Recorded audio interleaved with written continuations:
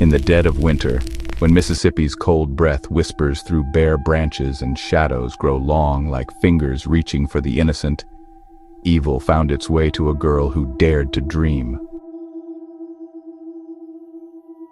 Chalybeate, Mississippi. A town so small you could miss it with a blink, nestled in Tippah County like a secret nobody wanted to tell. Here, in this forgotten pocket of the Deep South, lived a young woman whose ambitions burned brighter than the dying embers of a winter fire. Kristy Ray, 20 years old, with dreams as vast as the Mississippi sky above her. She was that rare breed of dreamer who paired hope with hard work. A sophomore at Northeast Mississippi Community College, her eyes fixed firmly on Mississippi State University like a compass pointing true north. But fate, that cruel puppet master, had other plans. Picture this, a girl who worked 2 jobs to chase her dreams. By day, she counted money at the local bank alongside her mother, Mary. By evening, she helped folks pick out weekend movies at the video store. 3 years deep in love with her boyfriend, Kristy Ray had built herself a life that looked like it was heading somewhere good. January 29th, 1993.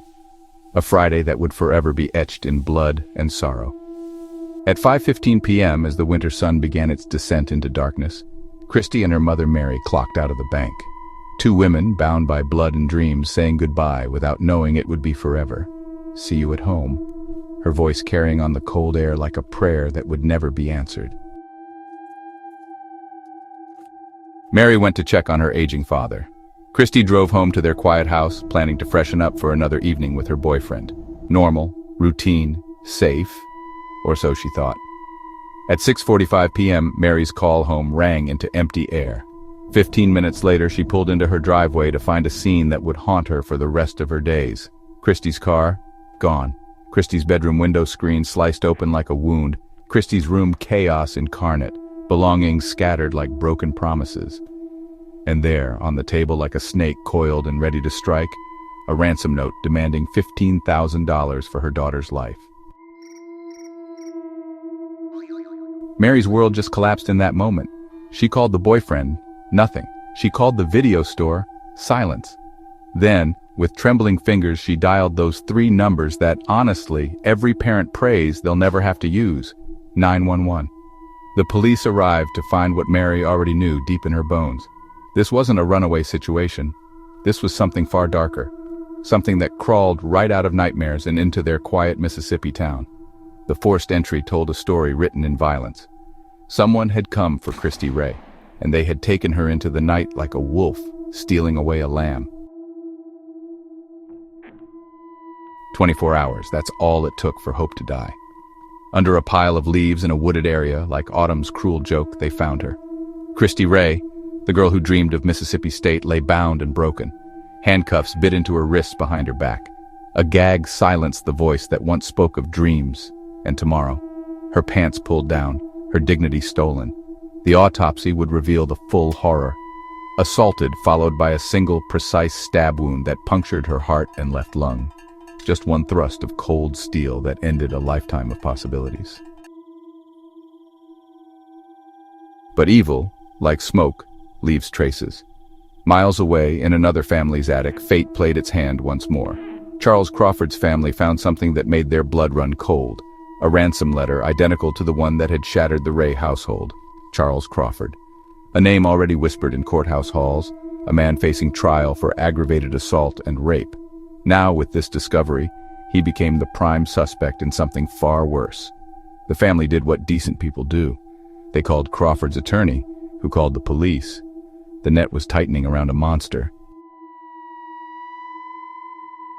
They found him at his former father-in-law's house, armed like a man expecting war, a double-barrel shotgun and a switchblade.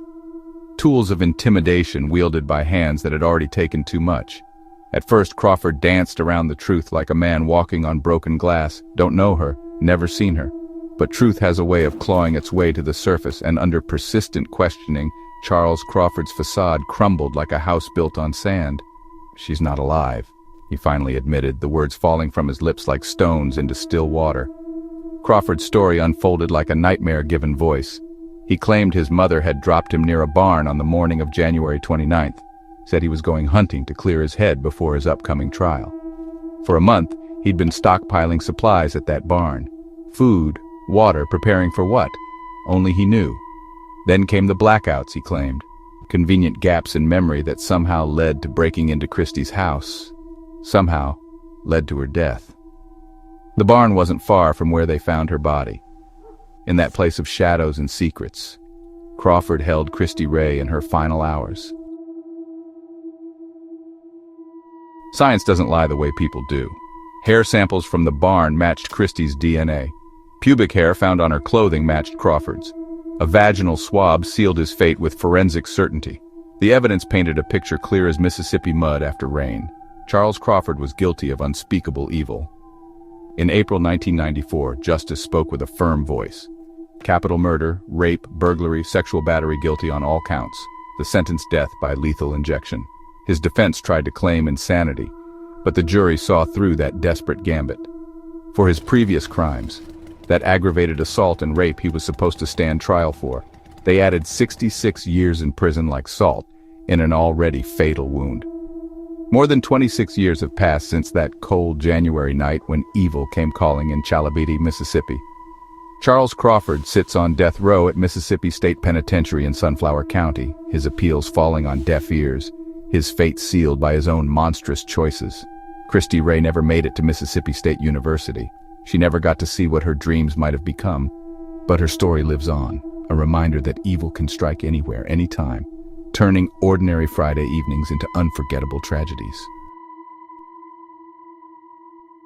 In small Mississippi towns, folks still lock their doors a little tighter when they think of Kristy Ray. They remember that winter night when a young woman's dreams were cut short by a monster who thought he could play God with someone else's life. But here's the thing about justice. It might move slow as molasses in January, but it moves all the same. And sometimes, just sometimes, the dice fall exactly where they need to. In this game of life and death, good and evil, Crawford rolled snake eyes and lost everything. Justice? Well, justice keeps on rolling, one case at a time, one truth at a time.